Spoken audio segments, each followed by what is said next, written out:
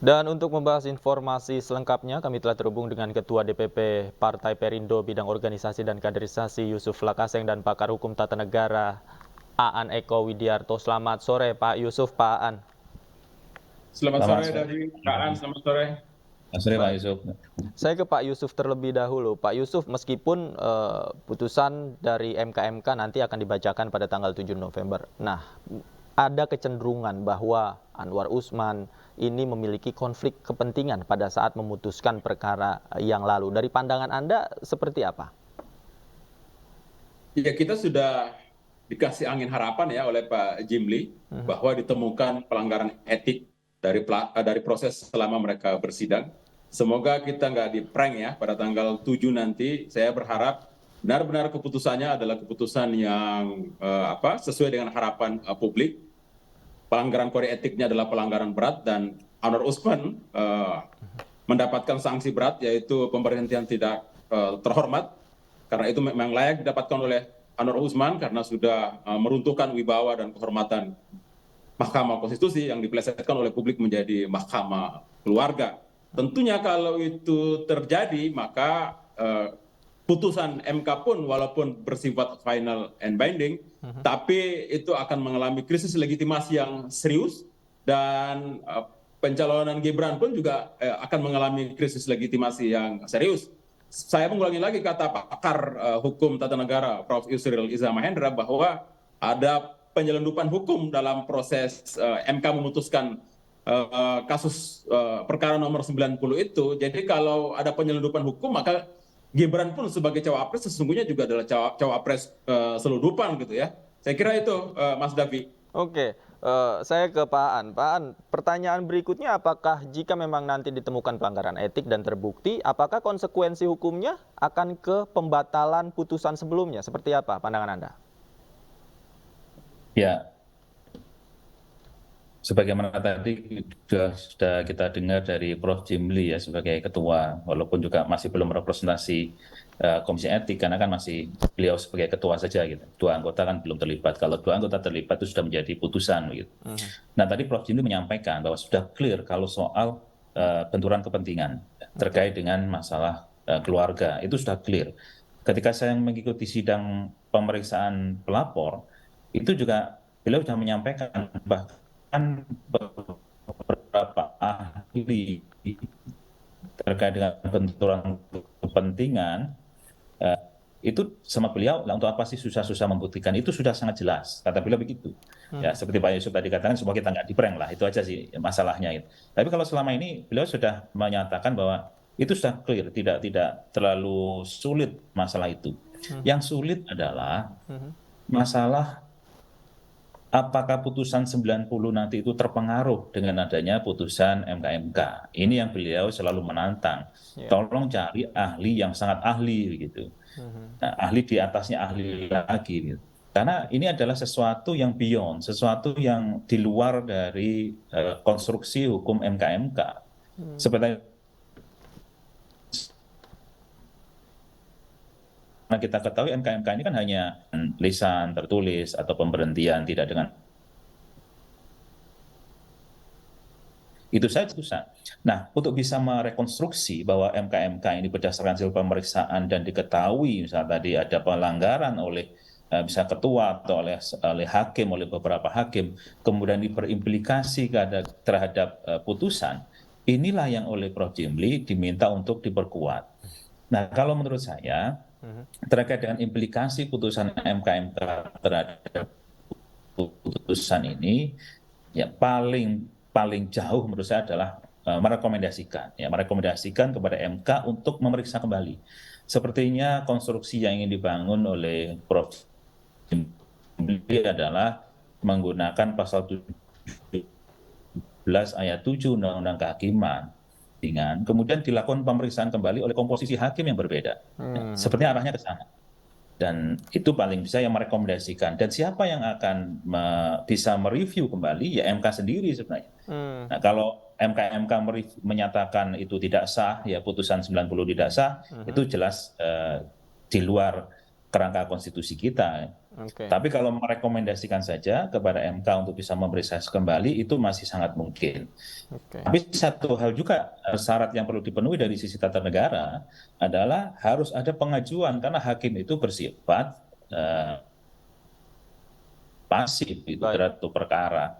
Nah, saya ingat saya ada satu perkara yang sekarang ini sedang diajukan ke Mahkamah Konstitusi yang di situ sama ya pengajuannya terkait dengan pasca putusan 90. Itu juga Baik. dimohonkan juga ke Mahkamah Konstitusi. Nah, itulah momentum yang sebenarnya Mahkamah Konstitusi Baik. bisa masuk dari situ Baik. Baik. Saya kembali ke Pak Yusuf. untuk Pak Yusuf, memeriksa kembali. jika memang nanti katakanlah memang putusannya agak sulit, Prof. Jimli sendiri sebelumnya mengatakan agak sulit ya membatalkan putusan 90, tadi dikatakan harus menghadirkan ahli di atas ahli. Nah, ini bukannya jadi indikasi prank tadi yang Anda katakan, Pak Yusuf?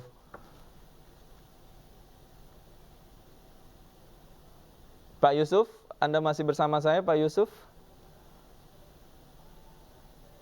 Baik, sambil kami perbaiki saluran komunikasi kami bersama Pak Yusuf, saya kembali ke Pak Aan deh. Pak Aan, tadi dikatakan ada 3 sanksi yang bisa dilakukan. Kalau menurut Anda, prediksi Anda, sanksi seperti apa yang nantinya akan diberikan kepada para pelanggar etik? Apakah seluruh hakimnya kena atau hanya beberapa hakim saja?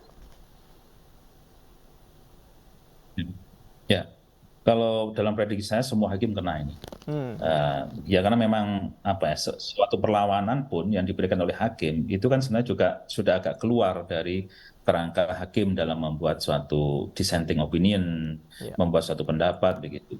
Nah, tinggal intensitas sanksinya saja. Kalau yang berat ya sampai ke pemberhentian tidak dengan hormat.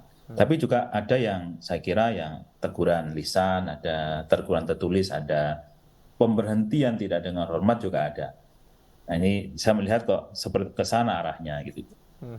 Artinya kalau seluruh hakim tadi Anda katakan kena sanksi, bisa dikatakan seluruh hakim ini kan terindikasi melanggar etik. Tidakkah seharusnya ini kemudian berujung pada reformasi Mahkamah Konstitusi itu sendiri? Artinya memang mengganti seluruh hakimnya se-ekstrim itu atau ada pilihan lain? Ya, ya dari sisi etik, ya kalau seluruh hakim dinyatakan bersalah, ya memang kebutuhannya reformasi. Tapi untuk pintu masuk menuju reformasi itu, ini yang harus kita hati-hati betul. Kalau untuk pintu masuk mengganti hakim dengan cara mereform mereka, karena diberhentikan tidak dengan hormat, itu konstitusional, itu lebih mudah dan dari sisi negara hukum tidak ada masalah. Tetapi kalau jenis penjatuhan sanksinya hanya teguran lisan, teguran tertulis, kemudian mau diberhentikan dengan direform, diganti, lah ini yang melampaui begitu. Jadi kita juga harus hati-hati karena pengalaman penggantian Pak Aswanto sebelumnya, ya ini juga menimbulkan pertanyaan hukum yang sangat mendalam dari sisi tata negara gitu. Oke. Kemudian ketika tadi Anda katakan MK-MK hanya bisa memberikan rekomendasi. Nah, artinya kan ada sebuah proses yang harus dijalani lagi di Mahkamah Konstitusi itu sendiri terkait dengan putusan 90. Tidakkah ini memakan waktu yang cukup panjang, Pak Aan? Betul, betul. Itulah kelemahannya. Apalagi tambah lagi kelemahannya adalah putusan mahkamah itu berlaku sejak diucapkan. Kalau berlaku sejak diucapkan, berarti perbuatan hukum yang terjadi sebelum putusan itu diucapkan itu tetap menjadi sah begitu. Nah, maka dari itu harus berkejaran dengan waktu. Baik. Tapi dulu pernah kita pengalaman, mahkamah itu memutus hanya dalam waktu 2 hari ketika perkara KTP pemilu waktu itu. Itu bisa sebenarnya. Ya tergantung itu tadi urgensi dan kecepatan Mahkamah Konstitusi untuk bisa menindaklanjuti. Makanya Prof. Jimli itu menyampaikan tanggal 7 walaupun seharusnya masa kerjanya adalah 1 bulan, tapi tanggal 7 kan nggak sampai 1 bulan, itu sekitar 2 minggu pekerjaan dari MK-MK gitu. Harapannya adalah tidak kehilangan momentum dalam pemilu. Ini dari sini sebenarnya sudah kita bisa melihat bahwasanya beliau hati-hati agar tidak dipandang sengaja ya justice delay, justice denied itu. Ya, ini yang tidak boleh terjadi kata beliau. Oke, saya sudah terhubung kembali bersama Pak Yusuf Lakaseng. Pak Yusuf tadi sempat terputus, mohon maaf. banyak yang menilai bahwa proses yang sedang berjalan di MK-MK ini syarat muatan politis begitu. Kemudian tanggapan Anda seperti apa nih agar memang putusan dari MK-MK ini tidak ngeprank semua orang seperti yang tadi Anda katakan? Iya, memang syarat politis ya, karena akan ada satu pasangan yang kalau putusan MK ini menemukan satu pelanggaran etik yang berat dan ketua MK-nya sampai dipecat atau diberhentikan tidak terhormat dari MK, itu kan akan mendelegitimasi pasangan Prabowo Gibran ya, termasuk juga mendelegitimasi putusan MK nomor 90 itu. Saya setuju bahwa memang itu keputusan ketika ada ditemukan pelanggaran etik yang serius dalam proses memutuskan perkara nomor 90 itu, maka sebenarnya kan putusannya pun juga akan bermasalah, akan mengalami krisis legitimasi yang serius. Makanya memang harus ada terobosan yang progresif ya.